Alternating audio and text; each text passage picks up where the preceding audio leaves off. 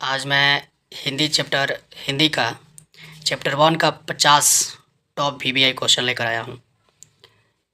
इसके पढ़ लेने के बाद हमको नहीं लगता है कि आप लोगों को किसी किसी और क्लास की ओर या किसी भी ऑब्जेक्टिव की ओर देखने की ज़रूरत हो। इसी क्लास में मैं एक चैप्टर से 50 क्वेश्चन लेके आ रहा हूँ और इससे बाहर एग्ज़ाम में कुछ भी नहीं आएगा। मैं 1 साल से नहीं, कई साल से ऑफलाइन कोचिंग चलाता था और मेरे स्टूडेंट अच्छा किया है लोग। तो टॉप 50 क्वेश्चन मैं लेके आ रहा हूँ आप लोग के समक्ष। देखते हैं आप लोग कैसे इसको प्यार दुलार दे रहे हैं इस वीडियो को। और मैं बता देना चाहता हूँ कि आप लोगों के लिए मैं history, geography, polity, Hindi, arts का ऑल सब्जेक्ट मैं इसी चैनल के माध्यम से डीजी आर्ट्स वाला के नाम मतलब चैनल से आप लोग को कराऊंगा और कोई चैप्टर छूटने वाला नहीं है। तो बात को ज़्यादा ना करते हुए मैं आप लोगों को लेकर चलता हूँ आज का टॉप 50 क्वेश्चन वीवीआई जो ऑब्जेक्टिव है चैप्टर 1 का जो बातचीत से रिलेटेड है। चलिए तो चलते हैं पहले क्वेश्चन की ओर। पहला क्वेश्चन हमारा कुछ ऐसे प्रकार से है कि पहला क्वेश्चन कह रहा है कि बातचीत शीर्षक निबंध के निबंधकार कौन है। यानी निबंधकार मतलब होता है लेखक। कौन है? तो हमारा पहला ऑप्शन है जयप्रकाश नारायण, दूसरा ऑप्शन है मोहन राकेश और हमारा सी ऑप्शन है नामवर सिंह और डी ऑप्शन है बालकृष्ण भट्ट। तो आप लोग कमेंट करके बताएंगे कि पहला का राइट आंसर क्या हो जाएगा। तो पहला का राइट आंसर डी हो जाएगा, जो बिल्कुल करेक्ट है। बालकृष्ण भट्ट इसके लेखक है। चलिए दूसरा क्वेश्चन देखते हैं। दूसरा क्वेश्चन कुछ ऐसा है कि बालकृष्ण भट्ट किस युग के रचनाकार हैं। कुछ ऐसे क्वेश्चन आप लोगों से पूछा जाएगा कि बालकृष्ण भट्ट किस युग के रचनाकार हैं। तो पहला ऑप्शन है द्विवेदी युग, दूसरा भारतेंद्र युग और सी ऑप्शन है हमारा प्रसाद युग और डी ऑप्शन है आधुनिक युग। तो जो कि राइट आंसर इसका बी हो जाएगा। B is the right answer. B इसका राइट आंसर हो जाएगा। बहुत से बच्चे कमेंट करके बता भी रहे हैं कि राइट आंसर बी हो जाएगा। चलते हैं नेक्स्ट क्वेश्चन की ओर। हमारा तीसरा क्वेश्चन क्या कह रहा है? तीसरा क्वेश्चन कह रहा है कि तीसरा क्वेश्चन ये कह रहा है, इसको हटा देते हैं, बीच में कर देते हैं, कि हिंदी प्रदीप नामक मासिक पत्र का संपादन किसने किया था। कि जो हिंदी प्रदीप एक क्या है, मासिक पत्र है, यानी महीना में निकालने वाला पत्र है। संपादन इसका पूछ रहा है किसने किया था। तो पहला ऑप्शन प्रताप नारायण मिश्र, जो कि दूसरा ऑप्शन राधाचरण गोस्वामी, तीसरा ऑप्शन हमारा हो जाएगा बालकृष्ण भट्ट, चौथा ऑप्शन भारतेंद्र युग। तो लोग बताएंगे इसका राइट आंसर क्या हो जाएगा, जो कि इसका राइट आंसर बालकृष्ण भट्ट हो जाएंगे। अगला क्वेश्चन देखते हैं कि चौथा नंबर क्वेश्चन कि बालकृष्ण भट्ट का जन्म कब हुआ था। मतलब बालकृष्ण भट्ट का जन्म कब हुआ था ये पूछा जा रहा है। तो उनका जन्म बहुत से बच्चे नहीं बता पा रहे हैं, तो मेरे अनुसार सीखेंगे। और पहला है कि 23 जून 1884 ईस्वी को, दूसरा ऑप्शन है 23 जून 1844 ईस्वी को, तीसरा ऑप्शन है 20 जुलाई 1914 ईस्वी को और डी ऑप्शन है 18 जून 1950 को। तो इसका राइट आंसर हम लोग बताएंगे कि राइट आंसर इसका क्या हो जाएगा। तो राइट आंसर इसका 23 जून 1844 ईस्वी राइट आंसर हो जाएगा। अगला क्वेश्चन देखते हैं। 5 नंबर क्वेश्चन देखते हैं कि 5 नंबर क्वेश्चन क्या कह रहा है। कि 5 नंबर कह रहा है कि बालकृष्ण भट्ट का निवास स्थान कौन सा है। बालकृष्ण के निवास स्थान कौन सा हो जाएगा। तो आप लोग बताएंगे। इसका डी नहीं दिख रहा है, रुकिए आप लोग क्या, ठीक है, कि बालकृष्ण भट्ट का निवास स्थान कौन सा है। तो लखनऊ ए हो जाएगा, लखनऊ उत्तर प्रदेश, बी होगा इलाहाबाद उत्तर प्रदेश, सी हो जाएगा मथुरा उत्तर प्रदेश और डी हो जाएगा बनारसी। तो आप लोग इसका राइट आंसर बताएंगे। इसका राइट आंसर हमारा हो जाएगा, इसका right answer B Allahabad Uttar Pradesh. ठीक है। छठा क्वेश्चन देखते हैं कि बालकृष्ण भट्ट के पिता का नाम क्या था। बालकृष्ण भट्ट के पिता का नाम क्या था। कि पहला ऑप्शन कह रहा है कि देनी प्रसाद भट्ट, बेनी प्रसाद भट्ट, टेनी प्रसाद भट्ट और डी ऑप्शन कह रहा है हमारा सेनी प्रसाद भट्ट। तो इसका राइट आंसर हो जाएगा हमारा डी ए ऑप्शन, जो कि करेक्ट है। सॉरी, उनके पिताजी का नाम था बेनी प्रसाद भट्ट। तो पिताजी का हो जाएगा बेनी प्रसाद भट्ट, जो कि बी आंसर राइट हो जाएगा। 7वां क्वेश्चन हमारा ये कह रहा है कि जैसा काम वैसा परिणाम किस लेखक द्वारा रचित प्रश्न है कि जैसा काम वैसा परिणाम किस लेखक द्वारा प्रश्न है। तो पहला ऑप्शन है रामधारी सिंह दिनकर, दूसरा ऑप्शन बी है जयप्रकाश नारायण, तीसरा है बालकृष्ण भट्ट और चौथा है मोहन राकेश। तो आप लोग बताएंगे इसका राइट आंसर क्या हो जाएगा। राइट आंसर हो जाएगा सी नंबर बालकृष्ण भट्ट। बालकृष्ण भट्ट के द्वारा बोला गया था कि जैसा काम वैसा परिणाम, कि अगर मान लो कि हम किसी के अच्छाई कर रहे हैं तो आगे वाला भी हमको अच्छा ही करेगा, अगर हम किसी का बुरा सोच रहे हैं तो आगे वाला भी मेरा बुरा सोचेगा। तो 8 नंबर क्वेश्चन ये कह रहा है कि बातचीत के माध्यम से भट्ट जी क्या बताना चाहते हैं। तो बातचीत के माध्यम से भट्ट जी क्या बताना चाहते हैं कि बातचीत की शैली बताना चाहते हैं उन्होंने। ये नंबर राइट ऑप्शन हो जाएगा। 9 नंबर क्वेश्चन आप लोग पढ़ेंगे कि एडिसन के अनुसार असली बातचीत कितने व्यक्तियों के बीच हो सकती है। तो एडिसन के अनुसार असली बातचीत सिर्फ 2 व्यक्तियों के बीच हो सकती है। कितने व्यक्तियों के बीच? सिर्फ 2 व्यक्तियों के बीच। 10 नंबर क्वेश्चन कि बेन जॉनसन के अनुसार मनुष्य के रूप में साक्षात्कार कब होता है। जब बेन जॉनसन कहते हैं कि मनुष्य के रूप में कब होता है? जब वो बोलता है। सी ऑप्शन राइट हो जाएगा। 11 नंबर क्वेश्चन देखते हैं शक्ति के न होने पर सृष्टि हमको कैसे प्रतीत होती है। तो गूंगी प्रतीत होती है, क्योंकि राइट आंसर बी हो जाएगा। अगला क्वेश्चन देखते हैं कि आर्ट ऑफ कन्वर्सेशन कहाँ के लोगों में सर्वाधिक प्रचलित है। तो आर्ट ऑफ कन्वर्सेशन कहाँ के लोगों में सर्वाधिक प्रसिद्ध है। तो हमारा हो जाएगा यूरोप के लोगों में। B is the correct answer. 13 number question है मनुष्य की बातचीत का सबसे उत्तम तरीका क्या है। तो मनुष्य का बातचीत का सबसे उत्तम तरीका अवाक होकर बात करना, जो कि क्या हो जाएगा मतलब से अवाक होकर बातचीत करना। C option is the correct answer. 15 number question ये कह रहा है कि कितने व्यक्तियों के बीच बातचीत राम रमौली कहलाती है। तो राम रमौली जो है रमौल कितने व्यक्तियों के बीच की बात को कहलाती है। तो सी नंबर ऑप्शन हो जाएगा 4 से अधिक व्यक्तियों के बीच की जो बात होती है राम रमौली के संबंध में आती है। 16 नंबर क्वेश्चन देखेंगे। 16 नंबर क्वेश्चन कह रहा है कि रामचंद्र शुक्ल ने बालकृष्ण भट्ट को किस चीज़ की मतलब क्या कहा था। तो उन्होंने बताना है कि ये में साहित्य के सूर्य, हिंदी साहित्य का एडिशन, हिंदी साहित्य का मिल्टन, इनमें से कोई नहीं।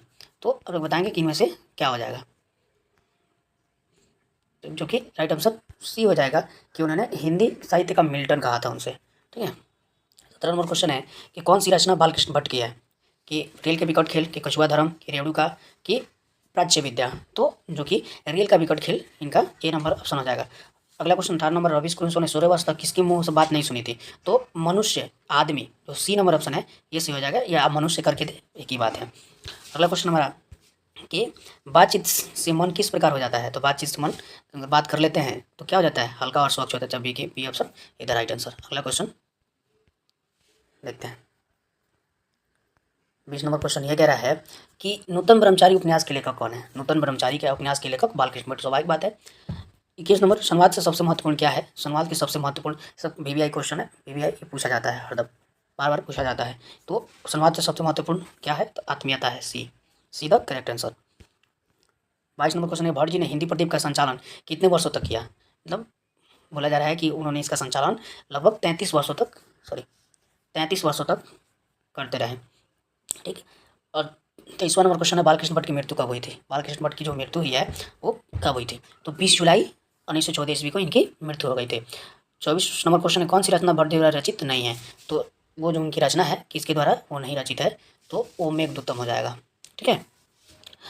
अशिक्षित लोगों के बातचीत को क्या कहते हैं। जो अशिक्षित लोग होते हैं, बुजुर्ग नहीं, जो पढ़े लिखे नहीं होते हैं, उनकी बातचीत को क्या कहते हैं, बतकही कहते हैं। ठीक है। वो बात नहीं बात करते हैं, वो बतकही बात करते हैं। सी इज द राइट आंसर। अगला क्वेश्चन देखेंगे कि 4 से अधिक लोगों की बातचीत क्या होती है। 4 से अधिक लोगों की बातचीत केवल राम रमौली में आता है। देखो ऑप्शन में आएगा कि अब केवल औपचारिकता, गंभीर, सागर भिन्नतम, वो सब नहीं, केवल राम रमौली के अंतर्गत आती है। 100 अज्ञात 1 सुजान की रचना, मतलब ये क्या है, ये जो क्या है 100 अजान 1 सुजान, एक प्रकार से उपन्यास है।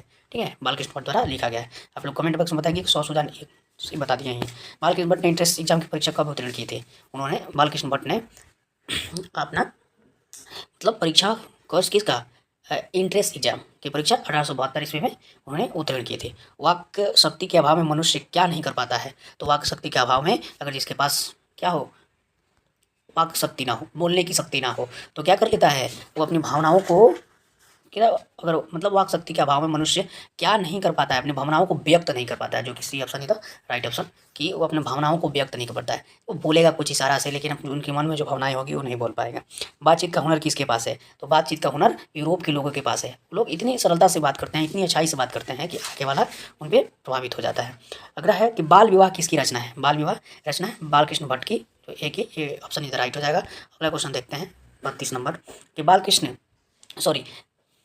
बातचित्र निबंध किस विद्या की रचना है? तो बातचीत जो निबंध है किस विद्या की रचना है? तो एक ललित निबंध है। क्या है? ललित निबंध है। हृदय की कालिका खिल जाना मुहावरे का अर्थ होता है कि जो हृदय की कालिका खिल जाए तो आदमी क्या हो जाता है? प्रसन्न होना। मतलब इसका मुहावरा ये होता है कि जैसे नहीं मुहावरा होता है कि 9 2 11 होना भाग जाना, उस तरह की हृदय की जब कालिका खिल जाए तो क्या हो जाएगा? आदमी प्रसन्न हो जाता है। अगला क्वेश्चन 3 व्यक्तियों की बातचीत कैसी होती है? तो 3 व्यक्तियों की बातचीत, मतलब पहला ऑप्शन कह रहा है कि अंगूठे में नगीनी जैसे, नहीं होगा, गलत है, सॉरी गलत है। और बी कह रहा है औपचारिक, सी कह रहा है निरर्थक, गपशप।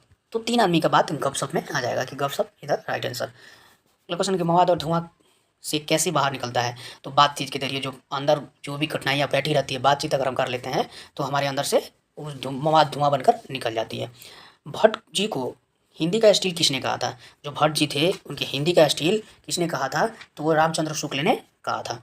ठीक है। हिंदी प्रदीप पत्रिका किस शहर से प्रकाशित की गई थी? जो हिंदी प्रदीप जो था प्रकाशित किस शहर से हुई थी? तो इलाहाबाद। इलाहाबाद इसका राइट आंसर हो जाएगा। रवींद्र क्रूसो ने किसके मुंह से पहली बार अपनी बात सुनी थी? तो बताना है कि जो रवींद्र क्रूसो थे वो बताओ 16 वर्षों तक किसी मतलब आदमी का, मनुष्य का बात सुने भी नहीं किए थे।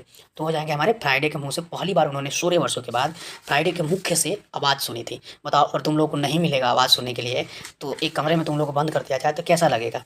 ठीक है। तो वो रवीश क्रूसो थे, उन्होंने 16 वर्षों तक किसी मनुष्य का आवाज़ नहीं सुने थे। वो जानवर जैसे कुत्ता होता बोलता है उसी में लगे रहते थे। तो फ्राइडे जो थे उनके मुख से पहली बार उन्होंने अपना मतलब क्या किया? बात सुना। अगला क्वेश्चन है कि बालकृष्ण भट्ट ने कुल कितने निबंध लिखे हैं? तो इसमें बताया जाता है कि 1000 के आसपास लगभग उन्होंने निबंध लिखे हैं। बातचीत पाठ में वाक्य शक्ति को क्या माना गया है? जो बातचीत है वो उसमें वाक्य शक्ति को क्या माना गया है? वरदान। बी ऑप्शन राइट हो जाएगा। बी ऑप्शन ही द करेक्ट आंसर, वरदान माना गया है। ठीक है, आगे क्वेश्चन देखते हैं 41 नंबर। कान खोलना मुहावरे का अर्थ होता है। ऐसा नहीं है कि कान किसी का खोल दिया तो लिख रहे ऑप्शन में ध्यान देना, सॉरी ध्यान देना, सावधान रहना, बारह होना, सुनाई देना। तो कान खोलने का मतलब होता है कि कोई कहता है कि कान खोल कर सुनो, तो ध्यान देना होता है, जो कि इधर राइट ऑप्शन। पद्मावती नाटक के नाटककार कौन है? जो पद्मावती लिखे हैं उसके नाटककार कौन है? तो बालकृष्ण भट्ट हो जाएंगे। बालकृष्ण भट्ट किस काल के रचनाकार हैं? तो जब काल पूछे तो हो जाएंगे आधुनिक काल की, सॉरी आधुनिक काल की, और युग पूछे तो हो जाएंगे भारतेंदु युग। ठीक है, इसमें कन्फ्यूजन पैदा नहीं करना है। पहले सुन लो कि युग पूछे तो भारतेंदु युग और काल पूछे तो आधुनिक काल। ठीक है। अगला क्वेश्चन है भट्ट जी के प्रसन्न का नाम मतलब क्या था? जो उन्होंने भट्ट जी जो प्रसन्न किए थे उनका प्रश्न, उनका नाम था जैसा काम वैसा परिणाम। मतलब बता दें कि जैसा काम करोगे वैसे परिणाम मिलेगा। ठीक है, अगला क्वेश्चन देखते हैं 45 नंबर क्वेश्चन कि यूरोप के लोगों की बातचीत में क्या होता है? यूरोप के लोगों की बातचीत में विद्वता नहीं, चपलता नहीं, चतुराई और रस, जो कि सी ऑप्शन ही था राइट आंसर। और यूरोप के लोगों में चतुराई होती है और उनमें रस होता है। रस कैसा? मिठास, मिठास रस होता है, ऐसा नहीं कि ग्रुप जैसा। ठीक है, अगला क्वेश्चन है दो बूढ़ों की बातचीत का मुख्य विषय, मतलब उनकी जो बात होती है उनका विषय क्या है? ठीक है, राजनीति, बहु बेटियों की शिकायत, बस यही दो सही होगा जो पीडीएफ ऑप्शन में दिया है राइट। कि जो बूढ़े लोग होते हैं केवल राजनीति में लगे रहते हैं और लोगों की बहु बेटियों को देखते हैं कि कौन खराब है कौन नहीं माने। ठीक है, और कोई काम होता नहीं है इसलिए। 47 दो सहेलियों की बातचीत में क्या होता है? तो झगड़ा, राजनीति, रस का समुद्र उमड़ पड़ता है, इसमें से कोई नहीं।